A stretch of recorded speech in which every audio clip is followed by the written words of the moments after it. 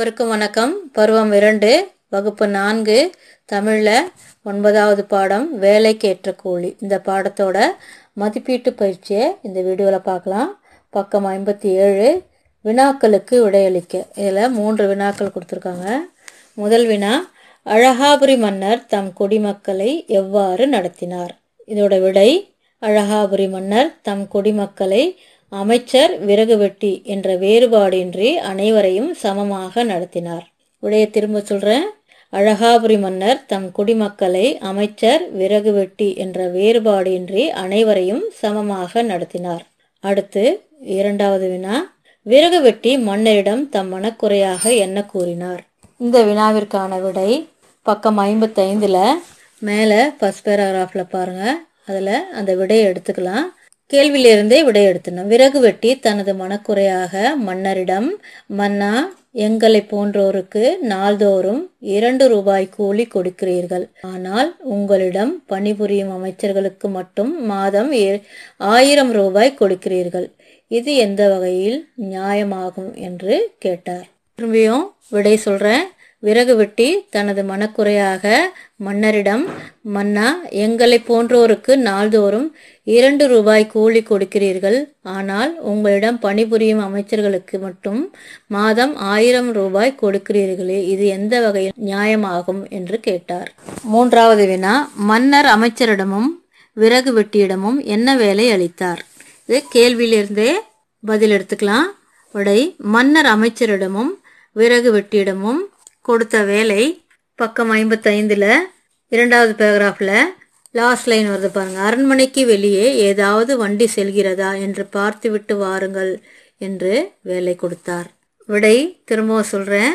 மன்னர் அமைச்சரிடமும் விறகு வெட்டியிடமும் கொடுத்த வேலை, அரண்மனைக்கு வெளியே ஏதாவது வண்டி செல்கிறதா என்று பார்த்துவிட்டு வாருங்கள் என்ற வேலை கொடுத்தார்.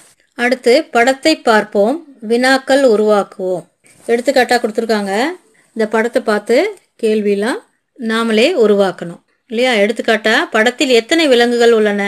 கேள்வியை கேட்டிருக்காங்க. இப்போ நாமளே 6 கேள்வி கேட்கணும். முதல் கேள்வி, யானை என்ன செய்து கொண்டிருக்கிறது? 2வது கேள்வி, நடனமாடும் விலங்கு எது? 3வது கேள்வி, படத்தில் என்னென்ன விலங்குகள் உள்ளன? 4வது கேள்வி, சீறி பாய்வது யார்? 5வது கேள்வி, படத்தில் எத்தனை பறவைகள் உள்ளன? 6வது கேள்வி, தாவித் திரியும் விலங்கு எது? 6 கேள்விகள் இருக்கு. திரும்பிய சொல்றேன். 1, யானை என்ன செய்து கொண்டிருக்கிறது? 2, நடனமாடும் விலங்கு எது? 3, படத்தில் என்ன விலங்குகள் உள்ளன? 4, சீறி பாய்வது யார்? 5, படத்தில் எத்தனை பறவைகள் உள்ளன? 6, தாவித் திரியும் விலங்கு எது?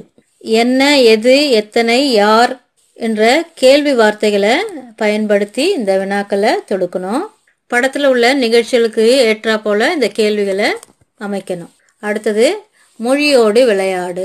சொல் உருவாக்கும் புதிர். வடிவங்களை கொண்டு அவற்றிற்குரிய எழுத்துக்களை எழுதி சொல் உருவாக்குக.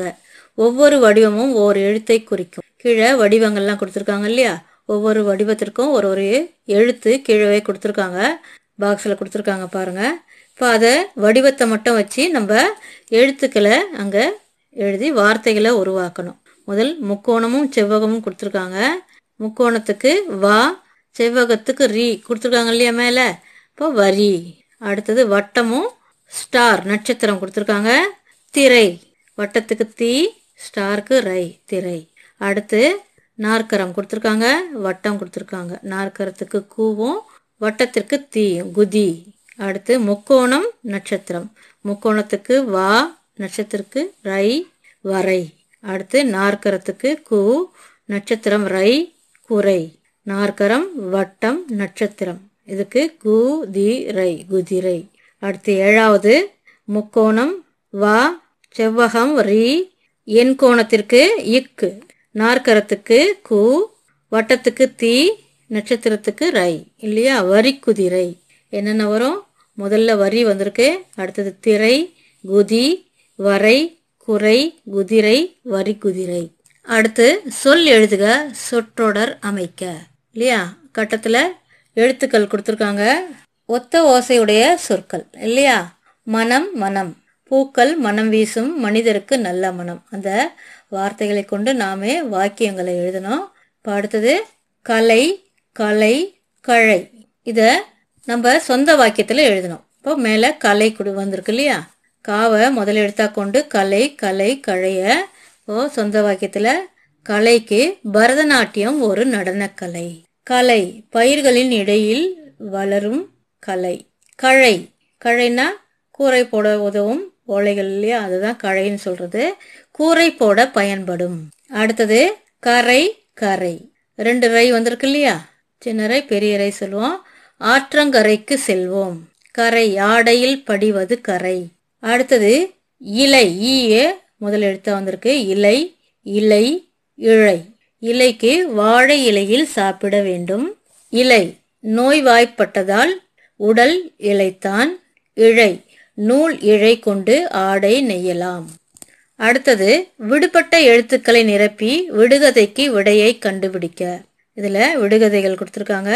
விடைகள் கட்டத்துல அந்த விடுபட்ட எழுத்தை மட்டும் நம்ம இங்க ஃபில் பண்ணணும். முதல்ல கரைந்து அழைப்பேன் நான் யார்.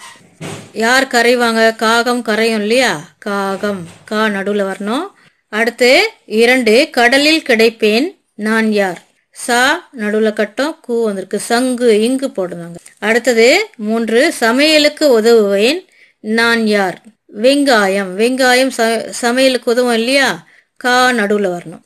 அடுத்து இனிப்பாய் இருப்பேன் நான் யார். கரும்பு, காரு, இம்பு, கருவை கட்டத்தில் எழுதணும். இப்போ கீழே விடுகதை கொடுத்துருக்காங்க. நீண்ட தூரம் தாவிடுவேன் தவளையும் இல்லை. குதித்து குதித்து ஓடிடுவேன் குதிரையும் இல்லை. பையை தான் கொண்டிருப்பேன் சட்டையும் இல்லை. கண்டுபிடித்த எழுத்துக்களை ஒன்று சேர்த்தால் வருவேன் நான் யார். இப்போ கண்டுபிடித்த எழுத்துக்கள் லைனா பாருங்க. கா, இங், கா, ரு இல்லையா, கங்காரு. அந்த விடைய கீழே எழுதணும், கங்காரு. இந்த விடைய கீழே கங்காருன்னு எழுதிங்க. Thank you children. நன்றி, வணக்கம்.